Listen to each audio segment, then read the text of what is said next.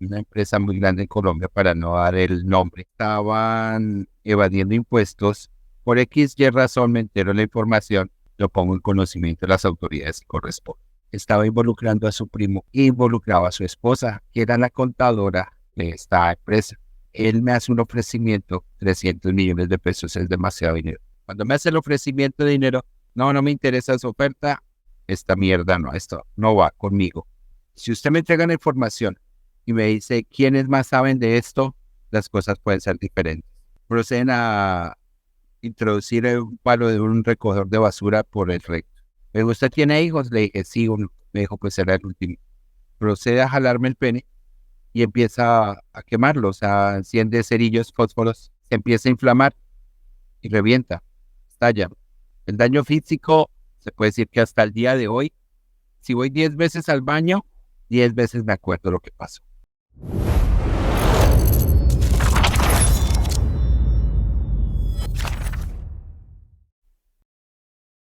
Por favor, dinos tu nombre, edad y a qué te dedicas. Bueno, mi nombre completo es Wilson Gutiérrez Soler. Soy técnico avanzado nivel 3 en energías renovables, en energía de viento. En este momento me encuentro en Estados Unidos, vivo en Estados Unidos, radicado en Estados Unidos. Ah, muy bien. Pero eres de Colombia, ¿cierto? Soy originalmente de Colombia, además exactamente de Bogotá. Tengo ya 59 años. Y de esos 59 años, ¿cuántos años hace que vives en Estados Unidos? Ya completo casi 20 años. Platícanos, Wilson, ¿a qué te dedicabas cuando vivías en Colombia? Trabajaba con vehículos a transporte. Tenía un taller, sobre todo lo que era la parte mecánica, y me dedicaba a hacer remates de juzgados. Ok, muy bien. ¿Y algo nos habías platicado, Wilson? Como que estabas muy rodeado de policías por tu familia. Platícanos un poquito de eso, porfis. Bueno, mi familia toda la vida, o sea, siempre fuimos de la fuerza, mis hermanos, yo. Entonces siempre estuvimos dentro de lo que era el marco de la ley. Muy bien. Ok, entonces, bueno, esta entrevista va a estar muy dura. Es muy duro todo lo que pasaste. Entonces, si te parece bien, ya vamos a entrar en materia y nos vamos a ir directo a que nos platiques cómo y cuándo empezaron los problemas. Nosotros te escuchamos. Aproximadamente el 22, 23 de agosto de 1994, a raíz de un comentario de dos personas. Yo me abstengo mucho, es en lo que respecta a las personas con la información, porque hasta el día de hoy, para mí es como si las tuviera al frente, las sigo protegiendo. Me hacen el comentario de una compañía, una empresa muy grande en Colombia, para no dar el nombre. Se suponía que estaban evadiendo impuestos y aparte de eso era lavando activos. Por X y razón me entero la información. Las personas no se sentían cómodas en cómo hacerlo. Yo sí sabía cómo hacerlo. Hice lo que cualquier persona y no está de acuerdo con la situación, lo pone en conocimiento. ¿Qué hago yo? Lo pongo en conocimiento de las autoridades que corresponden. Más exactamente de la DIGIN. Se lleva esta información a la DIGIN y ellos, o sea, se comprueba la información, constatan la información, hacen el allanamiento. Obviamente fue una misión oficial de esta compañía, unas oficinas. Y en estas oficinas, ¿qué pasa? Empiezan a buscar la información con base a la que se había entregado, la cual por un error de procedimiento no se encontró. Digámoslo así, se perdió el allanamiento. El que estaba encargado de ahí llama al dueño, apellido al del varón. Llega esta persona, se presenta como el dueño de la corporación. Aparentemente colabora con las autoridades, pero era distracción, mientras que sacaban sus contabilidad falsa. No dio resultado. Se identifica como coronel retirado del ejército. La persona que estaba a cargo de esa oficina era la señora Marta Mamor. no se pudo llegar a más. Ok, Wilson, pero tengo una duda. Digo, está súper bien que lo hayas hecho, pero ¿por qué denunciaste? ¿Eras como un ciudadano muy derecho o era como una necesidad imperiosa de ética o algo así que lo que te impulsó a hacer esta denuncia? Más que todo, digámoslo así, era mi obligación hacerlo por la ética y por principios. Toda mi familia fue policías, fuimos policías. Yo fui policía y por hacer las cosas bien, para eso estamos. Y era algo que se tenía que hacer, o sea, si algo estoy en desacuerdo es las cosas mal hechas y entre esas. No quisiera entrar en más detalles sobre esa parte porque implicaría personas que no estarían en problemas. No sé ahora dónde estén, pero sí he tratado de, como el cuento, salvar su nombre. Perfecto. Buenísimo. Entonces síguenos platicando en dónde estabas. Estamos hablando ya del 24 de agosto de 1994. Me encuentro en mi casa, recibo una llamada telefónica y sorpresa para mí que era el señor Ricardo Alelvar. Mi papá contestó la llamada y le dijo que era un amigo. Me dice, mi papá lo necesitará al teléfono. Paso al teléfono y esta persona me dice, habla con fulano y que necesita hablar conmigo. Bueno, hablemos. Entonces, con base a lo que había pasado el día anterior, dije, es la oportunidad para seguir recopilando más información de la que faltaba. Dije, bueno, hagámoslo. Básicamente ha sido mi labor siempre, ya que él era un coronel retirado del ejército, había inconveniente, y sí era para recopilar más información.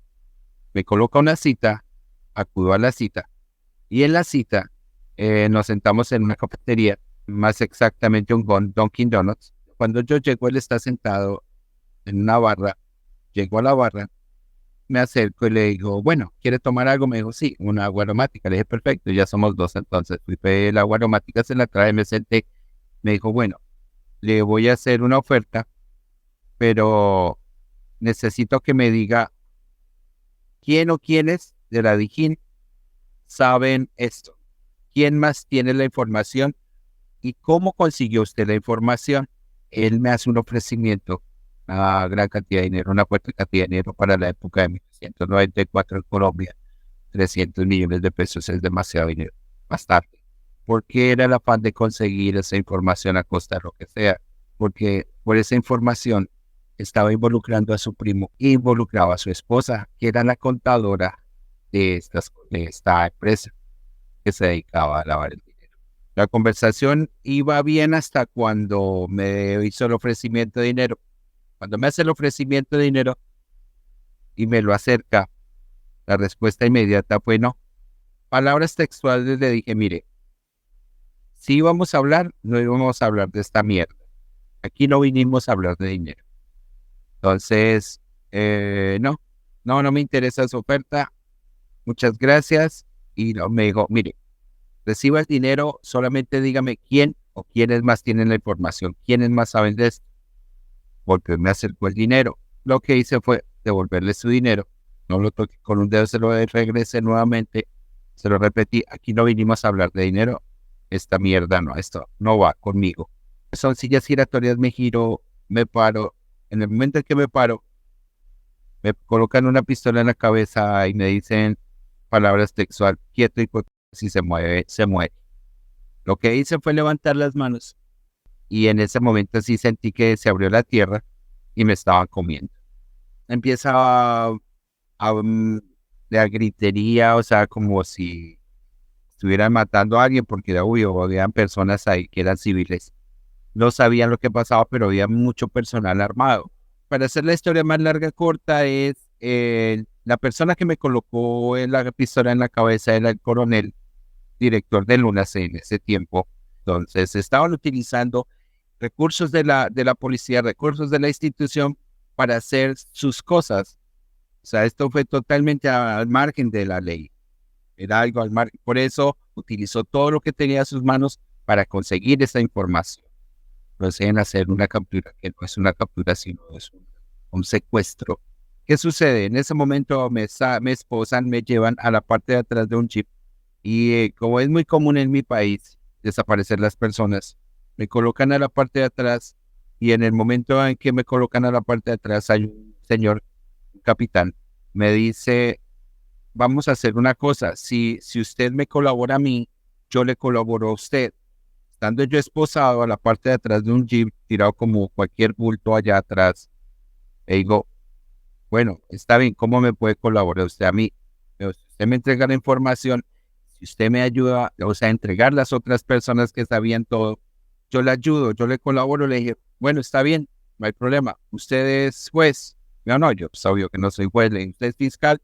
No es fiscal. ¿Usted es abogado? No, entonces, así le dije, perdóneme, pero usted a mí no me puede ayudar a hacer ni mierda. Si lo único que usted puede hacer es soltarme y dejarme ir, porque aquí yo no tengo nada que ver. Mejor no puedo, le dije, entonces no me puede colaborar.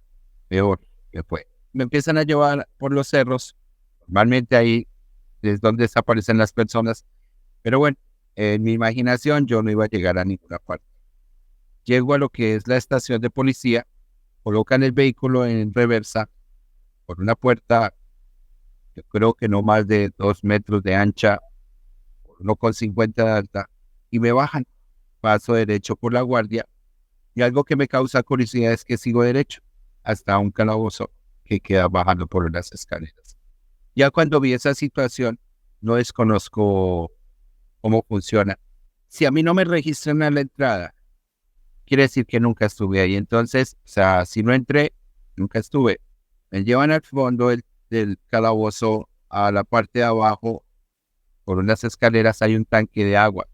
Llevan a ese tanque y a los minutos llega el coronel de la policía con el coronel del ejército. Él utilizaba una palabra muy coloquial para él, decía, bueno, huevetas, si usted me entrega la información y me dice quiénes más saben de esto, las cosas pueden ser diferentes. Yo le puedo decir que le puedo entregar si yo no tengo nada. Ah, no,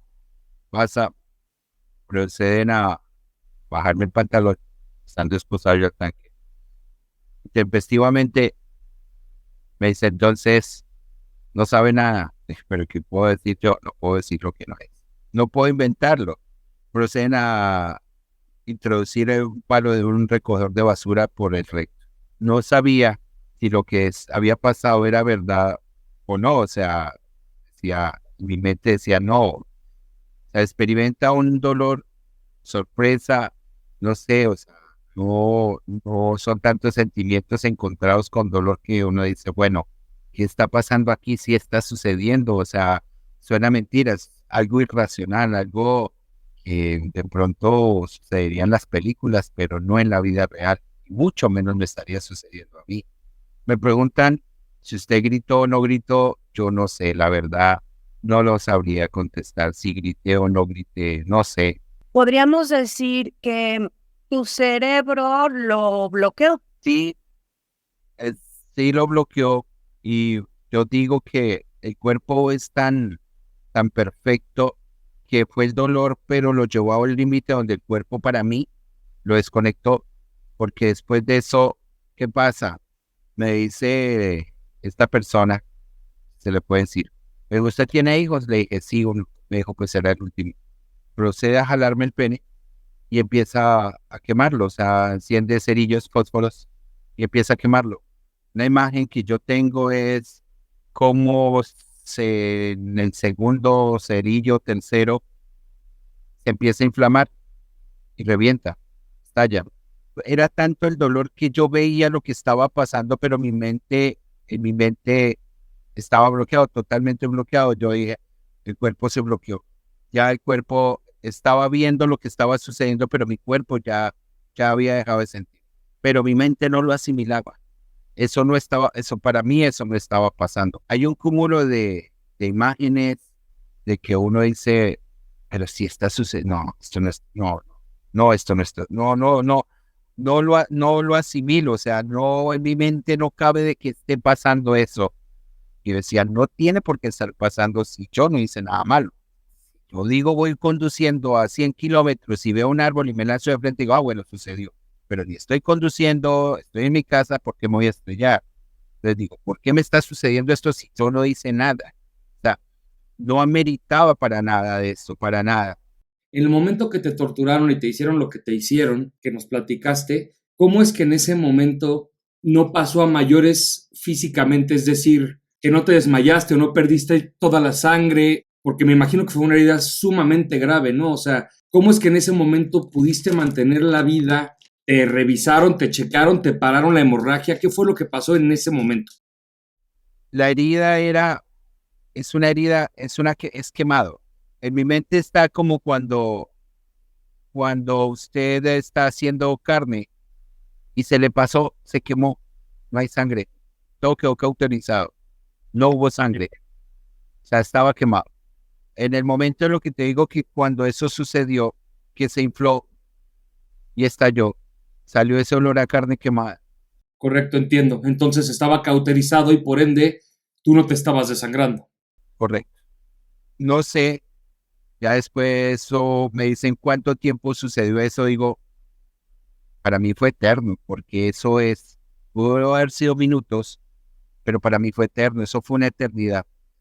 Ya después de eso, el cuerpo empieza a regresar, comienza el dolor. Ya empieza el dolor, empieza el ardor, ya el cuerpo empieza como a colapsar. El daño físico, se puede decir que hasta el día de hoy, si voy 10 veces al baño, 10 veces me acuerdo lo que pasó. Con eso te digo. Dime una cosa, ¿cuándo te empezaron realmente a tratar las heridas? Uno no me puede imaginar el dolor posterior a lo que te hicieron. Si no te mataban iba a ser cuestión de tiempo que por una infección o algo perdieras la vida, ¿no? Excelente pregunta y muy buena pregunta. Mientras yo estuve detenido en el UNAS, a mí no, cero. Las heridas las empezaron a tratar cuando me trasladaron para la DIGIR. Estuve en la DIGIR. Vuelvo y le digo, ya estaba como en casa. Empezaron a tratar las heridas y obviamente la infección ya había avanzado muchísimo. Había infecciones. Empieza el tratamiento, medicina, todo lo que se necesitó. Pero te digo que yo sé cuáles son los policías buenos, cuáles son los policías malos. Entre policías, cuidándome de policías. Y le digo una cosa, no de policías, de uno en especial.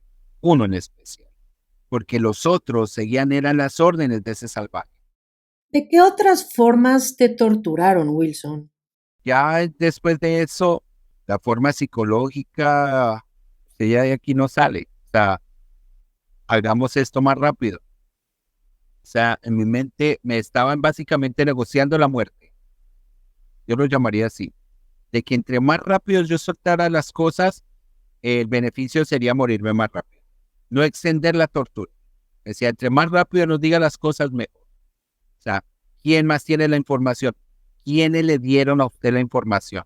¿Quiénes más saben de esto? No hay una parte en la mente que usted puede decir, oh, venga, retiro esta parte, conecto y sigue. No, eso no pasa.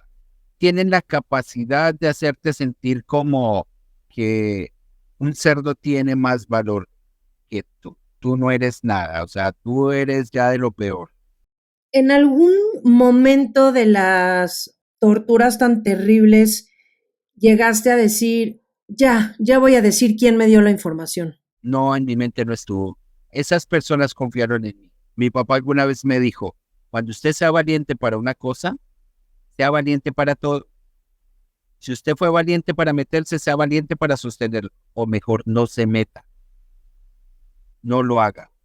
Entonces en mi mente estaba de que si fui capaz de llegar hasta donde llegué, hacer lo que hice, en este momento entonces sí ya soy cobarde.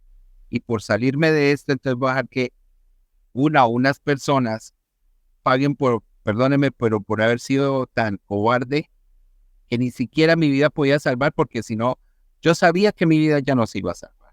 Estas personas que te dieron la información, ¿por qué te la dieron? ¿Porque sabían que tú ibas a denunciar? Correcto, o sea, el trabajo mío fue ese.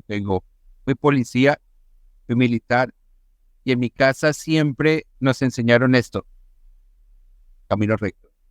Y hay un dicho muy cierto en mi país que dice, si tú eres policía un día, eres policía toda la vida. Y si eres un buen policía, lo vas a hacer toda la vida. Tanto por la institución como persona, cualquier persona que vea que que están haciendo lo incorrecto, hagan lo correcto. Y era una época en Colombia en que había muchísima corrupción, ¿no? Pues al día de hoy no ha cambiado, Ni tantito. ni tantito, un poquito ha empeorado, lleva un poquito más, bastante. Es que como yo digo, la corrupción llegó hasta el hueso. Hoy en día me dicen, pero es que los policías son corruptos. Le digo, los policías no son corruptos. Y soy de las personas que digo, que los hay, los hay. Conozco los policías corruptos con número de identificación, pero conozco los policías buenos con número de identificación. Y los policías en Colombia, lo sé, porque los hay, pero hay policías como uno que no tienen precio, no los logran comprar. A mí la gente me dice, pero usted, ¿por qué no odia a la policía? Le digo, pero ¿por qué voy a odiar a la policía si fue algo que se creó para bien? ¿Por qué la voy a odiar? Se crearon para eso, para hacer lo bueno. Por eso dicen proteger y servir, y lo hacen. Y hasta el día de hoy estoy sentado aquí por policías buenos, porque hubo policías que estuvieron en total desacuerdo con lo que hicieron. ¿Estuviste unas horas, días, o digo que no importa si fueron 2 minutos porque se sintieron seguramente como 2 meses, pero ¿sabes cuánto tiempo estuviste? Yo calculo que mientras la detención, aproximadamente eso duró unas 3 horas, unas 2 o 3 horas, más o menos. No la tengo bien clara porque el traslado de ahí al sitio, lo que ellos duraron en eso, durarían más o menos 1 hora o 2 horas. No la tengo clara. Noción del tiempo totalmente ida. Digamos, entre comillas, termina la tortura. Me sueltan las esposas, me llegan dentro del mismo calabozo húmedo, oscuro. Y ahí tiene una reja y me esposan a la reja. Total inmovilidad. Cuando ellos terminan su macabra labor, me sacan, saliendo ya de ahí del recinto. En ese momento, estando el vehículo en reverso, entran de ladito, entran 2 personas y se presentan, dicen, buenas noches, somos delegados de la Procuraduría General de la Nación, Derechos Humanos, venimos en misión oficial, nos dicen que aquí hay un retenido. ¿Por qué? ¿Ellos cómo se enteraron? Yo pienso que hubo algún policía de los que estaba ahí que escuchó, estuvo en total desacuerdo y fue el que llamó a la Procuraduría. Por eso llegaron. Claro, es una muy buena teoría. Entonces llegaron y se anunciaron y te escuchamos. ¿De ahí qué pasó? Lo que procedía era ahí, subir al vehículo y hasta ahí llegaste, Will. Hasta ahí llegaste. Pero como ellos llegaron, ya la Procuraduría sabía que ellos estaban ahí, estaban con un radio hermano, ya habían dicho que habían llegado, que se habían encontrado al retenido, entonces no podían hacer nada. Digo, cronológicamente se les dañó todo, porque les había ido bien hasta ahí, hasta que ellos llegaron. Entonces cuando dijeron que hay un retenido, le dije, sí, yo. ¿Y usted para dónde le? Pregúntele a ellos para dónde me llevan.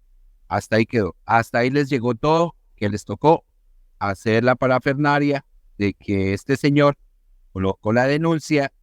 Ahí sí ya hubo denuncia, porque antes no existía denuncia. No tenían cómo justificar el hecho de mi captura. O sea, no hubo flagrancia, no existía ningún delito. De ahí para atrás no existía, no había forma de que ellos justificaran cómo me habían retenido. Entonces, ¿qué pasa? Se sube el señor a colocar la denuncia con el coronel, me devuelven nuevamente al calabozo, me dicen desde arriba, me dicen, bueno, vamos a hacer una cosa, huevetas, me dice el coronel de la policía, usted ya va para la cárcel, o sea, usted ya tiene un denuncio por extorsión, una extorsión agravada, que ese delito le puede dar de entre 10 a 20 años, está el denunciante, bla, bla, bla. Hagamos una cosa, le vamos a dar un dinero, pero déjenos sanos. Eso quiere decir, en ese idioma, es no diga lo que sucedió, no diga lo que pasó, asuma lo que pasó, quédese callado y entréguenos la información. Siguen insistiendo con la información.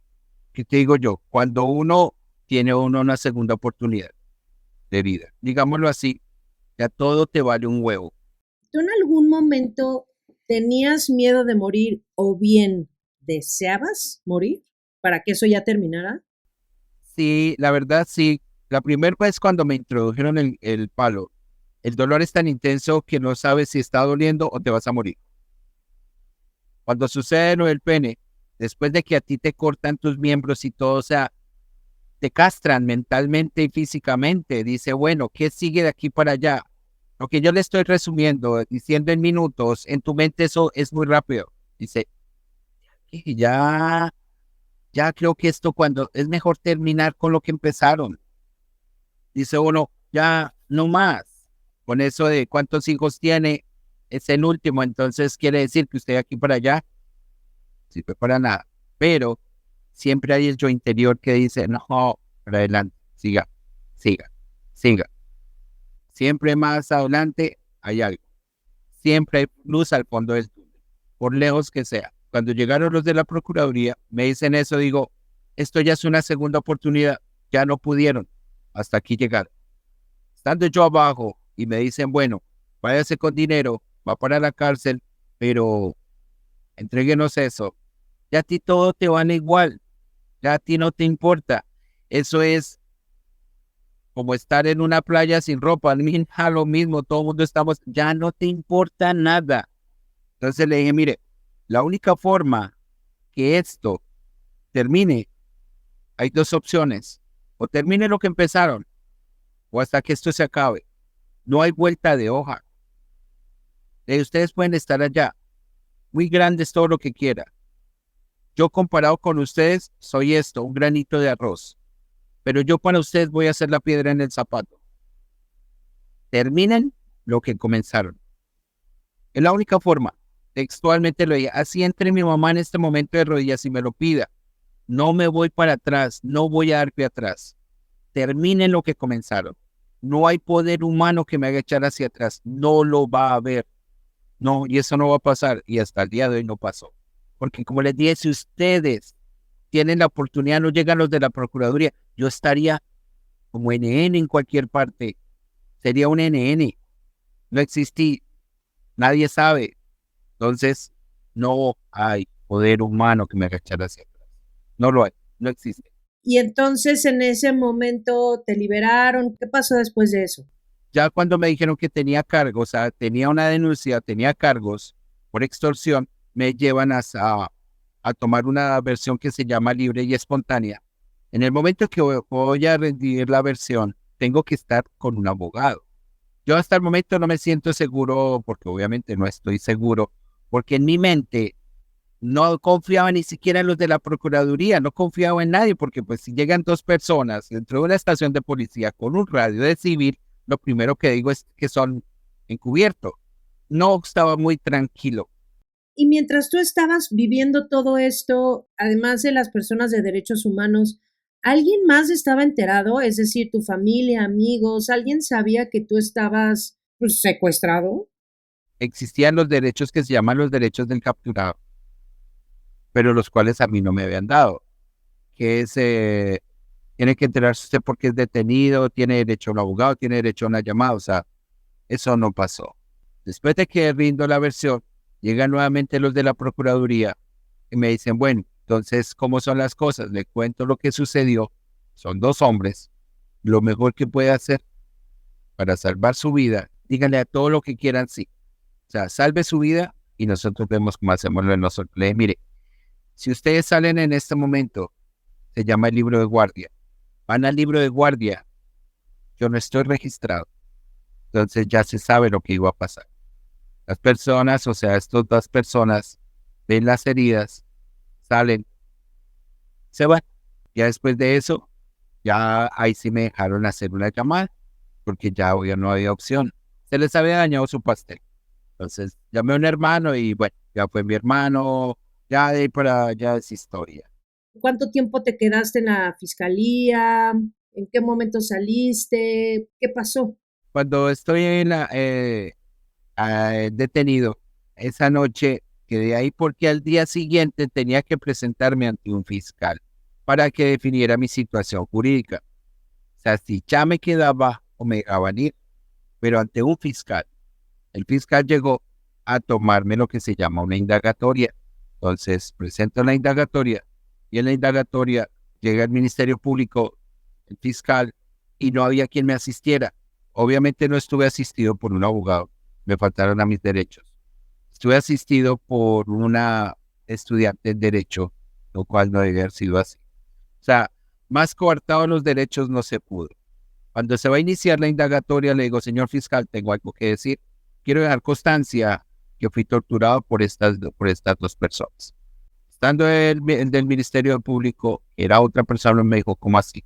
Le decía, la noche anterior, después de que sucedieron los hechos, vinieron 2 agentes de la Procuraduría, se le entrevistaron con el coronel y me llevaron a medicina legal en contra del coronel para que me hicieran una evaluación médica. Y la evaluación médica arrojó lo que estoy diciendo. Entonces, quiero dejar constancia de eso. Medicina legal sacó el concepto de que si existían lesiones graves y permanentes, el coronel mandó por una copia y la cual le fue negado por medicina legal. Le dijo, esta no sale sino para la Procuraduría y para la Fiscalía. Ustedes no tienen. ¿Quieren? Pídansela a ellos. Dejó constancia de lo que había sucedido la noche anterior y ponen en evidencia el dictamen pericial. Como hay un denunciante y estoy denunciado por extorsión agravada, o el delito es demasiado grave, entonces no puedo quedar en libertad. Tengo que ir a centro de reclusión, o sea, a la cárcel. Dicen, aquí él no puede estar, mucho menos donde fue torturado. Él tiene que salir de acá. Entonces me remiten a la DIJÍN. La DIJÍN es la Dirección Judicial de Investigación de la Policía, es un centro de inteligencia de la policía. Como dicen, el top de la line. Me trasladan para allá. En la DIJÍN ya, como cuento, me siento en casa. Una teniente de apellido Cure me conocía y me dice, mire Wilson, usted tiene que salir de aquí por orden de un fiscal para una cárcel. No se puede evitar, me dijo, es inevitable. La cuestión es que con los que yo tuve, o sea, de la tortura fue en el UNACE, que es de la policía, es un grupo. Ellos van a venir aquí para trasladarlo a usted a la cárcel, pero usted y yo sabemos qué va a pasar si ellos lo llevan y lo trasladan a usted a la cárcel.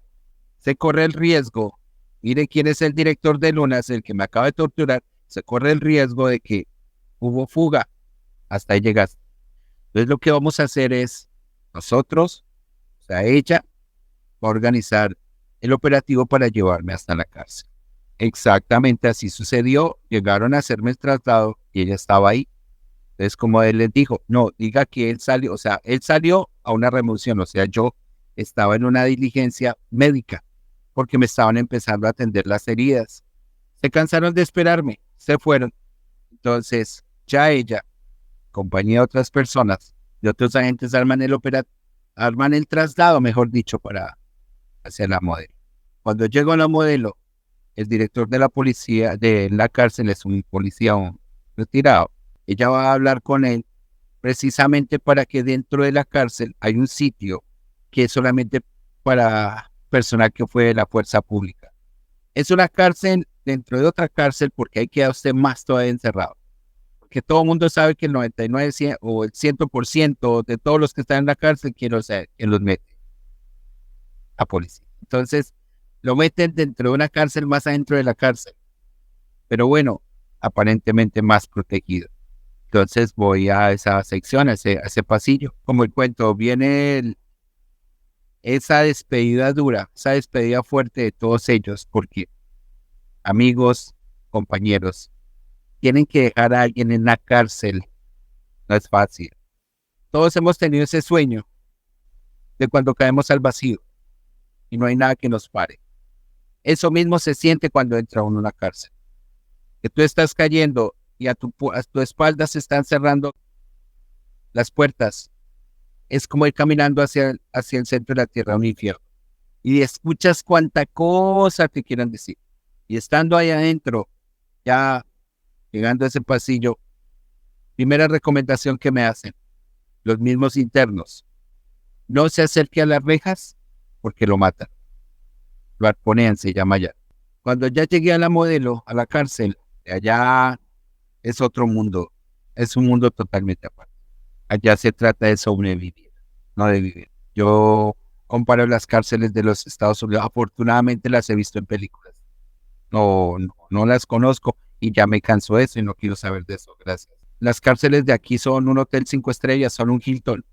Allá tú duermes en un sitio de 1,20 de ancho por 3 metros de fondo, por 2 metros de altura, donde no hay baño, donde no tienes cómo hacer tus necesidades y dormimos 4 personas. ¿Cómo? Infrahumanamente. En ese tiempo, creo que ahora es peor. Después de que se cierre esa reja, tienes que entrar con tu bolsa y tu botella. Tienes que aprender a hacer tus necesidades en una bolsa y aprender a orinar en una botella. Dice uno, ¿qué fue lo que hice? ¿Qué pasó? O sea, ¿cómo estoy acá? ¿Cómo llegué acá? Y te enseña el valor de lo que tú dejaste afuera, pero te hace arrepentir de cada día que hayas tenido vida ahí. Aprendes a valorar lo que legalmente tenías y ya no tienes. Le digo a la gente, aprendí a comer en una bolsa como por diosero, porque cuando a ti te sacan lo que se llaman allá las remisiones, que es que a ti te llevan a una diligencia judicial, porque tenga que rendir, ampliar una indagatoria, rendir una versión, lo que tú quieras, una prueba, lo que sea, tú sales a las 5 de la mañana a eso y regresas hasta la tarde. Y no es que durante ese camino los guardias digan, oh, mira, ya hay vamos a comer todo. No, eso no pasa. Usted no tiene derecho a almuerzo, usted no tiene derecho a comida. Usted va y vuelve.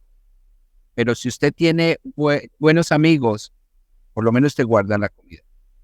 Ahí, como les digo a las personas, aprendí a conocer lo que es el arroz rojo. La comida estándar de la cárcel es arroz, salsa, ensalada de remolacha y papa. Es lo que saben. Entonces, como dicen, no es que te guarden el platico con tus cubiertos, no, es en una bolsa. Si tu amigo te quiere guardar la comida, te la guarda en una bolsa. Entonces todo te lo meten entre una bolsa. Y eso es lo que tú llegas a comer por la noche y das gracias.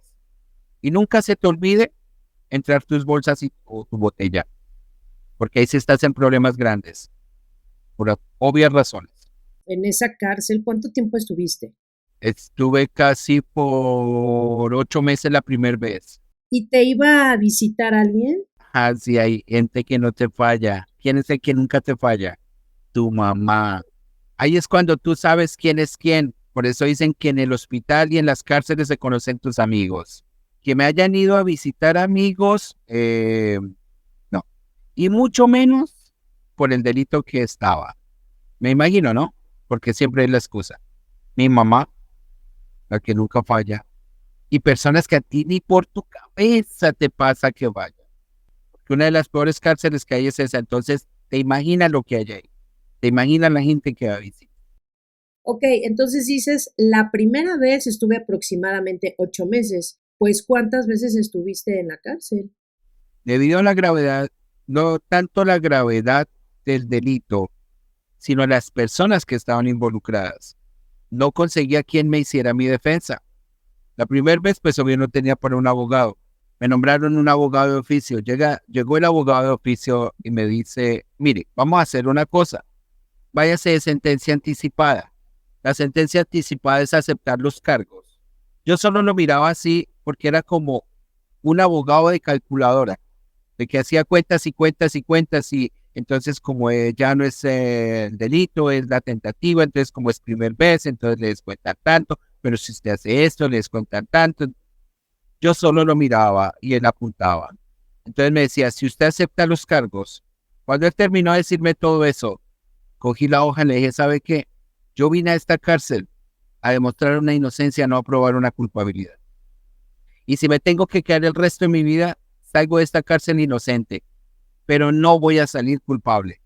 Denme mi hoja y me voy. Gracias, muy amable, adiós. Como yo les decía a los abogados, la pereza del litigio, porque son mentalmente castrados.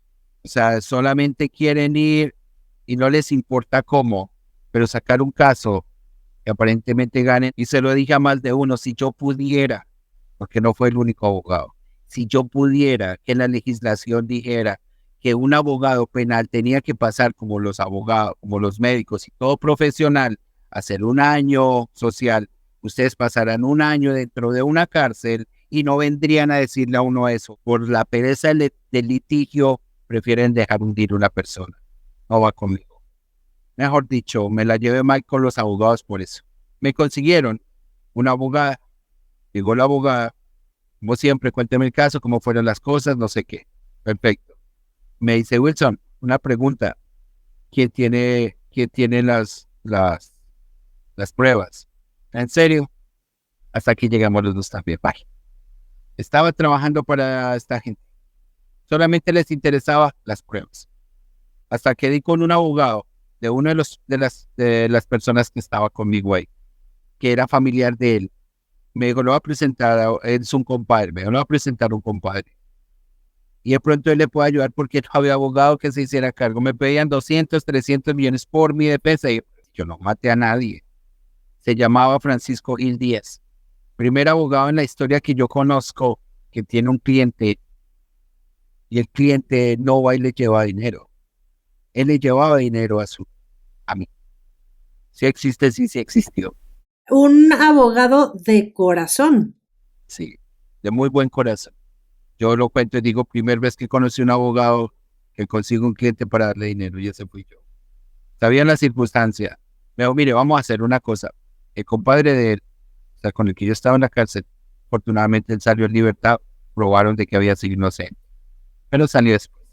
Me dijo, mire, vamos a hacer una cosa. Me dice él que ustedes están muy juiciosos estudiando Derecho. Entonces vamos a hacer algo. Sus clases de Derecho son usted mismo. Usted mismo hágase su defensa. Lo que usted crea, me lo pasa. Yo voy a firmar por usted. Si usted se deja hundir, fue usted. Tengo entendido que ustedes han ayudado a salir gente de acá. Sáquense ahora usted mismo. Sáquense usted. Y así fue. Básicamente me hice mi defensa. ¿Habías estudiado Derecho o te pusiste a estudiar ahí en la cárcel? Pues tiene unas nociones básicas de derecho cuando perteneces a alguna fuerza, pero básicas. Tan básicas como cuando usted va a la universidad y le enseñan el inglés. Pero cuando ya entré a la cárcel, ya no era un derecho básico, era un derecho a la práctica. Porque ahí es cuando te haces a la práctica. Hay un dicho muy cierto, ¿no? Que dice que todo abogado que se hace su propia defensa tiene un tanto como cliente. Porque siempre las leyes de interpretación uno las interpreta a lo que le conviene. Pero bueno, sí. El amigo y yo empezamos a hacer las cosas, se las pasábamos a él, si hubiera que corregirlo, me dijo, a lo último, cuando salga de aquí yo le doy mi título. Bueno, el día que se hizo la apelación, me dijo, esta es la prueba de fuego, vamos a ver si pasa o no pasa.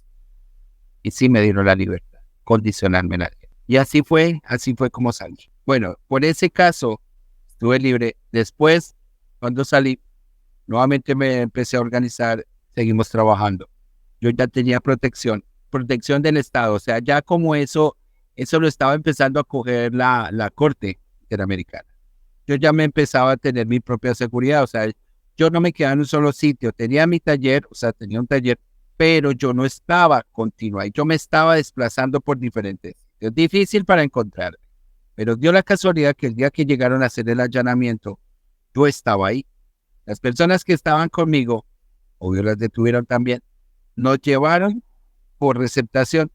Receptación es tener objetos de dudosa procedencia, en este caso automotores, vehículos. ¿Que pudieran ser robados o algo así? Claro que pudieran ser robados. Me allanaron, me retienen, me llevan nuevamente a la cárcel con cargos por receptación. Empezó nuevamente la investigación. Cuando salí de la cárcel nuevamente empecé a hacer la investigación. Probaron de que legalmente los mismos elementos de la policía habían introducido elementos para incriminarme, para poder justificar la retención. Pero es que la retención no era tanto por tenerme en la cárcel, era por meterme en la cárcel, porque les era más fácil yo en la cárcel que por fuera. Tanto tiempo que llevaba en la cárcel sabía cómo hacían sus cosas. Se llama vuelta. Vuelta es cuando a ti te quieren matar. Entonces dicen, le van a hacer la vuelta a alguien. Uno ya sabe cómo es el procedimiento. Cuando eso sucedió, que me llegaron nuevamente a la cárcel y me estaba desplazando hacia el pasillo, yo vi las cosas que suelen suceder, que es luz apagada, no hay guardia, le van a hacer la vuelta a alguien. Cuando yo llego a la reja para entrar al pasillo, en los que estaban ahí les dije, llamen a Ramón, se llama.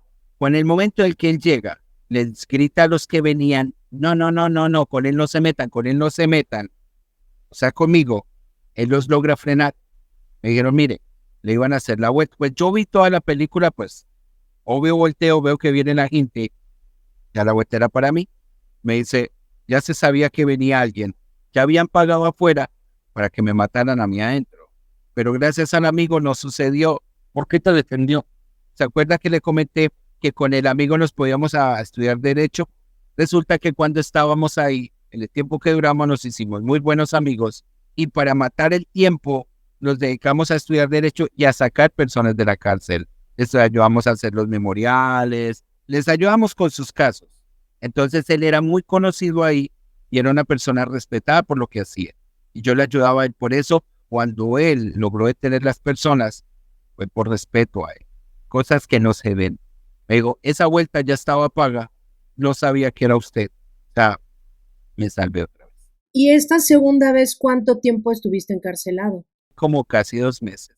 ¿Y cómo es que lograste salir esta ocasión? En el derecho hay algo que se llama inspección judicial. La inspección judicial es la reconstrucción del hecho. Llega la fiscal y pide que me hagan el traslado para hacer la inspección judicial y el reconocimiento. Al estar haciendo el reconocimiento, llegamos al sitio, empiezan a citar los testigos. Dicen, bueno, ¿cómo sucedió el hecho? ¿Dónde estaba usted? No, yo estaba en no sé dónde. Era un local, digámoslo así, una bodega, 10 metros de frente más o menos, como por casi 40 metros de fondo. Me dijo, ¿dónde estaba usted en ese momento? Le mostré dónde estaba. Y según el croquis y todo lo que los elementos que aparecieron a escasos 2 metros de la entrada. Citan los testigos, citan la gente que estaba a cargo y dicen, primero que todo, vieron cuando llegó el vehículo, un vehículo particular, van hasta una tienda que se encuentra, compran unas bolsas, meten los elementos y los ponen dentro del taller. El vehículo era la policía y ellos eran policías. Dice la fiscal, dice, pues no hay más que hacer. Ya se sabía lo que quería. Era solamente meterme por la mala a la cárcel. Les era más fácil a él. Obviamente desestimaron los cargos, se dieron cuenta que había sido el montaje, quién había hecho el montaje, por qué lo habían hecho, vehículos, personas, todo. Bueno, ya iniciaron ellos una investigación totalmente aparte. Con respecto a la primera denuncia, la de la extorsión, yo estaba bajo un régimen que se llamaba los jueces sin rostro, fiscales sin rostro, porque se estaba viviendo la época del terrorismo en Colombia.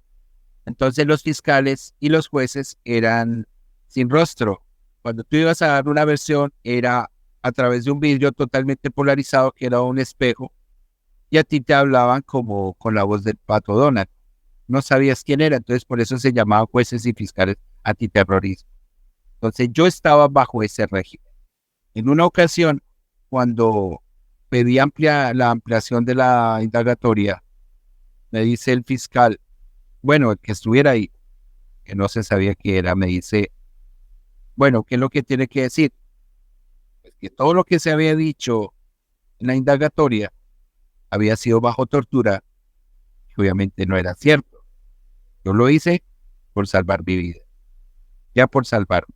Este señor o esta señora, lo que sea que estaba al otro lado, me dice, o sea, usted se está retractando. Le dije, sí, pero usted, o sea, básicamente, me hubiera podido pegar, me pega. Le dije, mire, si usted sale de allá para acá y me pone una pistola en la cabeza, le repito exactamente lo que dije antes. Pero si yo vine a dar una versión libre y espontánea, esa es la versión libre y espontánea. 5 acciones. Sí, que esté bajo la peor régimen que hay ahora de justicia, que son ustedes, eso no significa ni me atemoriza. Estoy diciendo las cosas como fueron. Y esa es la verdad. Entonces, ya llegamos a la etapa de juicio. Y en la corte, el juez se basa a todo de cómo fueron los hechos, cómo fue la captura, cómo fue la tortura. Y había pruebas, videos y grabaciones donde dice el juez, una extorsión, su esencia es pedir, exigir algo. Aquí no hay exigencia. Aquí nunca se pidió, no hay exigencia. Lo que hay es ofrecimiento.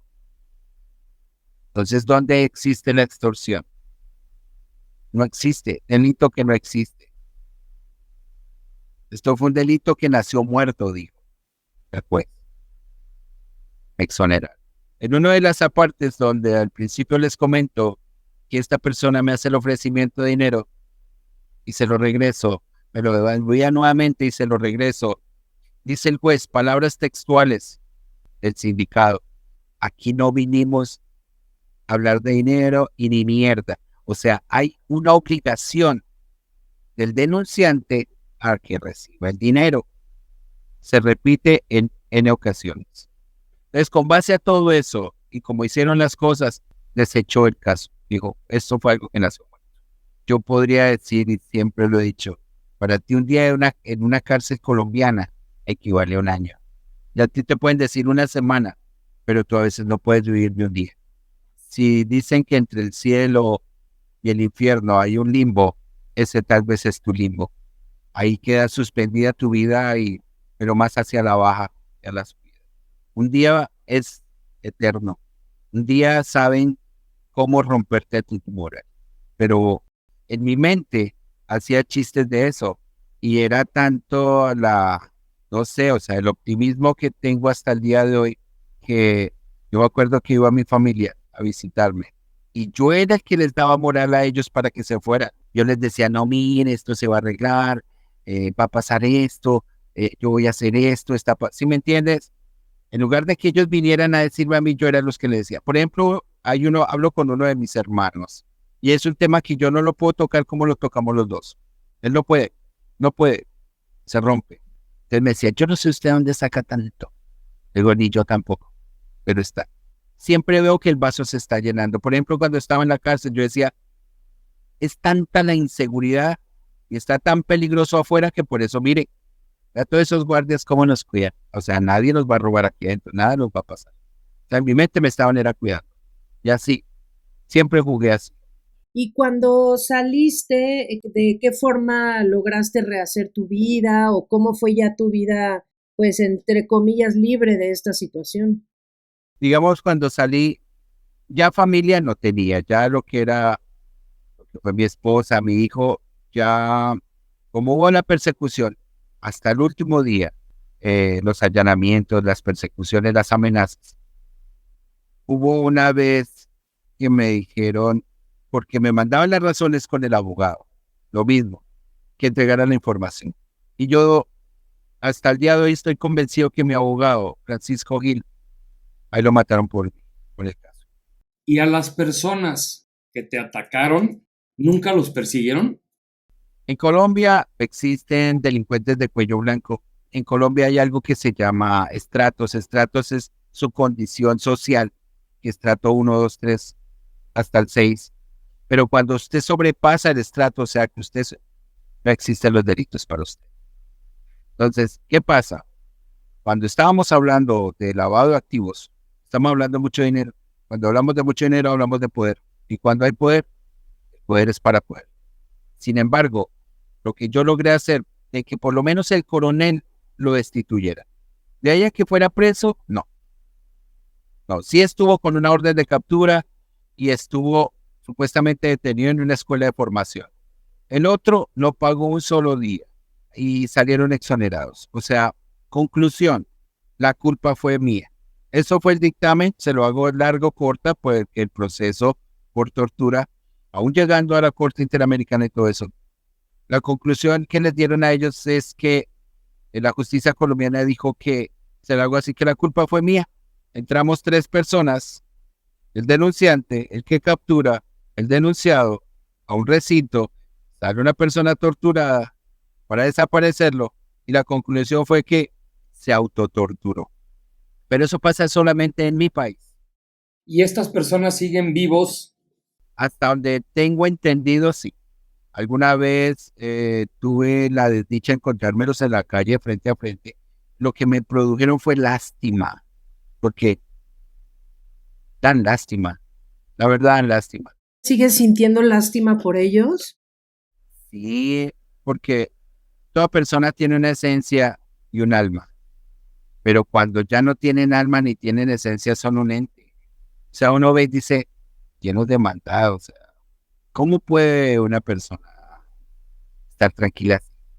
¿En qué momento fue que decidiste irte de Colombia? Habían sucedido hechos, por ejemplo, de la tortura, que me salvé, el de la cárcel, que me salvé, y ya me venían siguiendo, digámoslo así, me estaban cazando. Aprende uno a vivir con eso y uno aprende a sortear las situaciones. Era el hecho de no estar en un solo sitio. Me estaba moviendo, me movía. Después de que ya llegó esto hasta la Corte Interamericana, dieron medidas precautelares y entre esas estaba acompañamientos, escolta, blindar el establecer donde yo, o sea, mi sitio de vivienda, vigilancia, lo que se fuera necesario para la seguridad. Fue ordenado por la Corte Interamericana. Eso no para mí significaba. El hecho que la Corte Interamericana de un fallo internacional a un gobierno, a un Estado, no es sinónimo de cumplimiento al pie de la letra. De que lo reciban a que lo ejecuten, hay mucha diferencia. Porque si algo tienen los estados, los gobiernos, es que son expertos en las excusas. Siempre hay una excusa. Entonces, no confiaba mucho.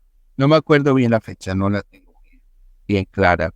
Un día, estando en la casa de mi papá y de mi mamá, yo ya tenía una rutina. Había una persona que estaba encargada de la seguridad, un sargento. Yo digo que son de los policías que uno dice que hay policías, pero de vocación. Este señor se merece todo mi respeto. Yo le dije, mi sargento, tengo algo. O sea, algo me incomoda, hay algo que no me deja tranquilo. Me dijo, ¿qué es? Le dije, no sé. Si supiera, le diría, pero hágale caso al corazón. Él era de los que obviamente pasaba rondas de seguridad y eso. La única parte que puede suceder es que la casa. De resto, en el día, él siempre era el que patrullaba donde yo estuve. La seguridad me la prestaba. Yo me sentía seguro con él. La única parte donde ya no estaba seguro era cuando ya me dejaba en mi casa. Entonces, ¿qué pasa? Esté alerta. Había adoptado una rutina entre las 10 de la noche hacia eso las 2 o 3 de la mañana que me iba a dormir. Dormía a las 2 o 3 o 4 horas que tuviera que dormir. Teníamos un perro. Enseguida de la casa había un parque y el perro había cogido por costumbre irse a dormir al parque. Entonces yo le decía a mi papá, bien tonto, teniendo su casa aquí, irse a dormir al frío. Una noche, hacia eso aproximadamente de la 1 de la mañana, el perro ladra. Estando yo en el cuarto de ellos, que era el que daba hacia la calle, hacia donde yo quería ver, abro la cortina y era un segundo piso, me quedo mirando hacia abajo. Lo único que sí me queda en la mente es, no la cara, porque no me acuerdo la cara, pero sí en los ojos de impresión de la persona que se queda mirándome. Yo me quedo mirándola, pero estoy viendo la acción que está haciendo es prender una mecha. Prende una mecha. Entonces me mira, yo lo miro por unos microsegundos y sale a correr. Yo me devuelvo, abro la ventana y descargo la pistola hacia la persona. Me dice mi papá, ellos ya estaban durmiendo. Me dice, ¿qué pasó? Le dije, nada, solamente váyanse para atrás de la casa, váyanse para atrás de la casa, váyanse para atrás de la casa, váyanse, o sea, al fondo de la casa. Y obvio, yo me voy con ellos. Me dice, ¿qué pasó? Le dije, nos pusieron una bomba. Y ahí esperar. Tenía, el que estaba encargado del esquema de seguridad mío era un coronel. Tenía un teléfono directo con él. Lo estoy llamando, no me contesta. Lo estoy llamando, no me contesta. Entonces lo único que me queda es llamar directamente a la policía e informar lo que había pasado. Llamo al número de emergencia, les digo lo que pasa. Estoy seguro que pusieron una hoja en mi casa. Efectivamente, ya mandan los oficiales, los policías. Ya había pasado mucho tiempo. Yo decía, es que ya era hora de que hubiera pasado. A uno de ellos, envían los técnicos de explosivos, habían puesto una bomba en la casa, Evan la desactivan, me dice, mire, lo que ellos querían era demoler la casa, pero hacer el daño que más se pudiera. Me dice, no sé si usted lo sepa, pero la única forma de que cuando usted prende una mecha se acabe, hay solo dos formas. Una es que se acabe totalmente, o la otra es que la corte, lo cual no sucedió. Inexplicablemente la mecha prendió y se apagó en la mitad. Esto no sucede. Hay cosas que son inexplicables como esa. Me dijo, esto no sucede. Al día siguiente, pues obvio, se armó el gran problema porque no contestaron, la seguridad falló. los que tenían que hacer las rondas no las hicieron. El vehículo que se fue esta persona, según testigos, pertenecía a la policía. Me dicen, ya nos queda difícil de prestarle la seguridad. Lo mejor que tiene que hacer es, váyase. Evidentemente, el coronel que se supone te estaba cuidando estaba coludido con esta persona, ¿no? No quiero pensar eso porque, bueno, mejor no quiero decir nada. No puedo apuntarle el dedo, pero sí falló. Y él era el que estaba encargado de eso. Correcto. ¿Y cómo funcionó la cuestión con Estados Unidos, Wilson? Es decir, para que te pudieras mudar. Básicamente salí exiliado porque llegué fue exiliado para aplicar para el exilio. Me casé, no hubo necesidad de pedir el asilo ni nada de eso. Obvio, ya las cosas se hicieron legales. Empecé por, obviamente, mi residencia. Después de mi residencia, la ciudadanía. Afortunadamente, una de las cosas que me ayudó mucho aquí, más que el idioma, porque mi idioma fue aún todavía es demasiado básico. A veces pienso que me falta. Yo llegué aquí a una edad avanzada en aprender un idioma que no me interesaba aprenderlo porque no tenía necesidad de ello. Pero me tocó. Pero es un país del que estoy muy agradecido. Y yo digo que este país, yo no quiero este país. Yo adoro este país. Lo adoro. Yo discuto, yo tengo autoridad moral para discutirlo. Cuando se habla mucho de la discriminación, digo, pero discriminación. Más de lo que me discriminaron en mi país. Y todos los que están aquí, todos, yo creo que más del 90% que estamos aquí, le digo, ¿por qué estamos aquí? ¿Por gusto? Porque más discriminados no pudimos estar. Yo estuve discriminado por no tener con qué pagar un abogado, por tener una clase social baja, por no estar en el estrato que estaban ellos. Que por blanquito, que por... No. Les digo, si hablamos de discriminación, la hay en todas partes, en todo el mundo, bien sistemático. Y aquí, como dicen, no, es que me discriminan. Sí, claro, por supuesto que me discriminan, por supuesto que lo hay. La discriminación existe aquí y yo la veo en mi trabajo. Digo, pero ¿dónde es que no existe? Con una gran diferencia, que aquí por lo menos se van un poquito disimulados, porque si lo hacen de frente, aplican la ley. En mi país me lo hacen de frente y la ley no aplica. Y entonces podemos decir que hoy en día eres feliz, pero te ha de haber costado mucho trabajo llegar a ser feliz. ¿Alguna vez buscaste ayuda psicológica, tomaste terapia, algo? ¿Pasaste por algún proceso para sanar todo lo que pasaste? Excelente pregunta. Yo he dicho que si hay una persona que hayan analizado en el mundo y le hayan hecho las 1000 evaluaciones psicológicas y psiquiátricas, ha sido a mí. En los expedientes está. Si se inventaban una nueva, la practicaban conmigo.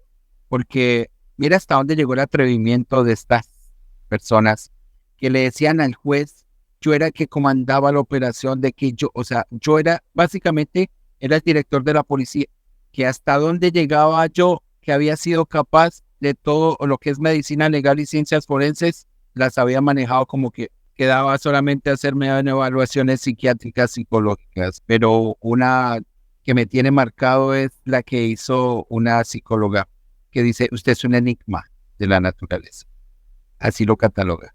Me dice, yo no me explico usted por qué no odia, usted por qué no busca venganza, o sea, por qué no hizo cosas que aparentemente una persona normal hubiera hecho.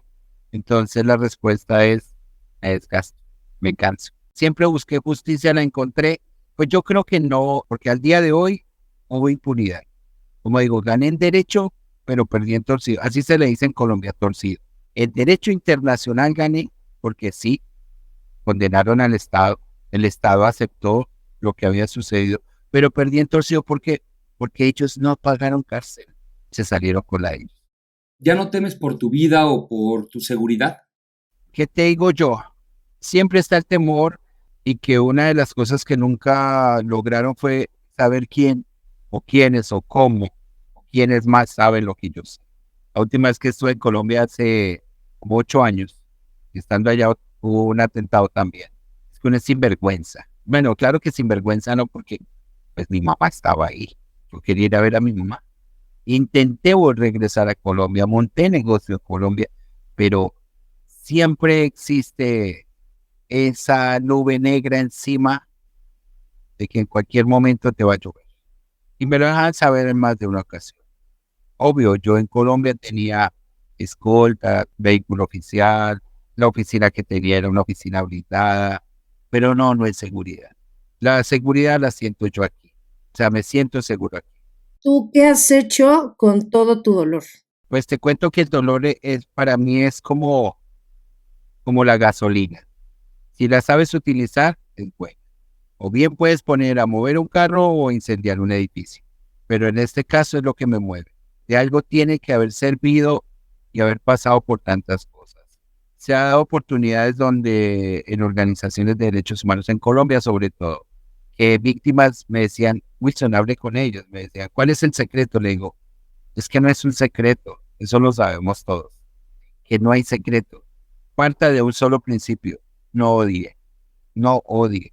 Porque es que el problema de odiar es que usted se está envenenando. Y la diferencia entre justicia y venganza es mucha. Cuando usted busca venganza, se enfoca tanto en hacerle daño al otro más que buscar justicia. Entonces, si usted se enfoca tanto, su vida se le fue ahí. Y su vida está en pro de hacerle daño. Pero el gran problema es que se hace más daño usted mismo y se vuelve más malo que el malo. El malo pudo haber cometido un daño por equivocación, pero usted lo está haciendo con premeditación. Usted está calculando de cómo hacerle daño y cómo seguirle haciendo daño. Entonces su vida está en eso de cómo hacer daño para hacer daño. Entonces usted ya no está buscando justicia, está buscando venganza. Es más malo que el malo. Busque justicia, no por su propia mano. No está bien, porque se daña. Yo busqué justicia, más no venganza. Porque no falta quien te diga, oye, ¿y por qué no hizo esto? ¿O por qué no hacemos lo otro? ¿Sí me entienden? No falta, como digo, el diablito aquí encima. Digo, no. Me dicen, yo de usted haría, le digo, exactamente. Usted no, yo. Yo no me desgasto en eso. Soy de las personas que digo, no me diga el problema, porque el problema yo no sé. Deme la solución. Ayúdenmelo a solucionar, porque el problema existe. Cuando se comenta el caso, se dice cómo fueron las cosas, hay personas que dicen, yo pensé que tenía un problema negocio. Todos tenemos un problema, pero hay que ver que hay gente que está peor que nosotros, porque siempre se puede estar peor. Cuando uno dice que está mal, siempre se puede estar más mal. Pero mire que siempre un vaso a la mitad, para mí, se está llenando. Y lo que esté malo, vuelva a lo bueno. Y ese soy yo. Porque cada cosa terrible que pasa, cada cosa mala que me pasa, estoy buscando es qué me sirve. Y aprendí a reírme de mí mismo. Y aprendí a reírme de lo malo. Y de lo malo sacarle lo bueno. Yo le digo a las personas.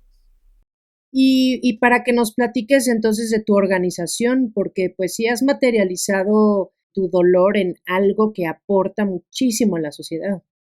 Bueno, mira, con respecto a la organización, a la ONG, es una organización de vocación. El equipo de personas que estamos aquí todos son por vocación. O sea, nos gusta lo que hacemos. Y siempre se puede hacer el bien. Siempre hay alguien que esté esperando una ayuda, siempre hay una persona que esté esperando de cómo puede uno hacerlo. ¿Por qué se hizo la organización? Yo quería que en mi vida esto no hubiera pasado desapercibido. Alguien tiene que enterarse y alguien tiene que sacar algo bueno de esto. Cuando se dan las oportunidades de ir a eventos, a estaciones de policía, a los policías les digo, no se hagan instrumentos del mal. Así como me dijo una vez mi papá, ustedes son valientes para entrar a ser policías, sean valientes para asumir las cosas, llegan las cosas bien. Si ustedes no valoran el hecho de que tengan un uniforme y una persona los esté esperando a ustedes para que les ayude, sino por lo contrario lo ve y ya sabe que llegó un enemigo, quítese eso y váyase. No le hagan ese mal a la sociedad, no le hagan eso.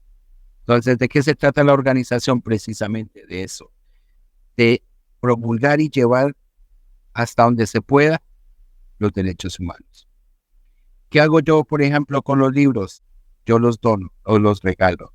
trato de llevárselo a lo que son personas que estén a cargo o custodia de personas, de humanos. No tienen idea hasta dónde llegan, hasta dónde es la consecuencia de dañar a otra persona. Yo pienso así. Hay personas que piensan más en la venganza. Es como digo, no, así no son las cosas. No nos creamos las personas más inteligentes. Siempre va a haber alguien más inteligente que uno. Siempre lo hay. Más bien, utilicemos eso para el bien. Y eso es lo que yo hago. Porque dice lo de la organización. Alguien se tiene que enterar de esto y las consecuencias de esto, tanto a nivel nacional como a nivel internacional. Las consecuencias para Colombia se vieron. Por eso hubo el fallo. Les digo, bueno, que algo sirva. El caso sirvió, por ejemplo, ¿para qué? Para que instituciones, tanto policiales como militares en Colombia, sea obligatoria de estudio y analicen el caso. Si la persona se suscriben con la suscripción a la ONG, les envío el libro gratis. En cualquiera de los dos idiomas. Está en inglés y está en español. Y la gente que te está viendo, ¿de qué forma te puede ayudar? Si hay alguien que quisiera hacerlo, ¿cómo te podemos ayudar? Hay bastantes formas de cómo ayudar. Se pueden dar charlas, se pueden dar conferencias, pueden preguntar. Yo digo, opino, personas que tengan como de custodia a otras, llámese policías, centros de reclusión, entiendan, mire la consecuencia de los actos. Este acto hasta dónde llevó a un Estado a pedir perdón internacionalmente. Y no es solamente por el hecho del perdón, es por lo que no debe suceder. Lo que me sucedió a mí no debe suceder a nadie. A perder el miedo, a denunciar y apuntar el dedo. Esto se trata de perder el miedo. Hay personas que les violan sus derechos, pero por miedo lo callan. Y el verdugo, cada vez que usted calla, se hace más grande, y se hace más grande, y se hace más grande, y se hace más grande. Es cortar eso de raíz. Yo le digo a las víctimas, llévense en su mente que usted es la víctima, el victimario es otro. El hecho que a usted lo hayan violado, no fue su culpa, usted es la víctima, es que es su derecho y su obligación apuntar el dedo a quien fue. Tuvo una segunda oportunidad de vida, aprovechela. Acabe con esto. Termínelo de raíz. Sé que estamos en leyes que son, bueno, están bien hechas, pero están corruptas. Como hablemoslo de mi caso. Colombia pidió la impunidad para ellos. Pero internacionalmente, no. A la víctima no se calle. Siempre hay alguien en alguna parte que los vaya a escuchar. No se calle. Y mire que se puede estar peor. Pero si está vivo, tuvo una segunda oportunidad. Aprovechelo. Cuando mi hermano me fue a visitar al calabozo, le dije, han sucedido tantas cosas tan increíbles que esto hasta un libro se podía hacer. Me dice, mi hermano, usted está loco. En serio, a usted como que no lo quemaron, sino le fundieron el cerebro. Mi abogado, el que mataron, se lo dije, esto parece una película de terror, con tanta cosa. Lo mismo le dije al libro, me dijo, ¿en serio, Wilson? En serio. Años después no sacan uno, sino más de un libro. Si usted lo que le decía, buscan en Google, encuentran cualquier cantidad de... Han hecho presentaciones, todo lo que usted quiera del caso, bastante. Es tan grande, o sea, es tanta controversia en esto, que hasta de una película, hasta para una película.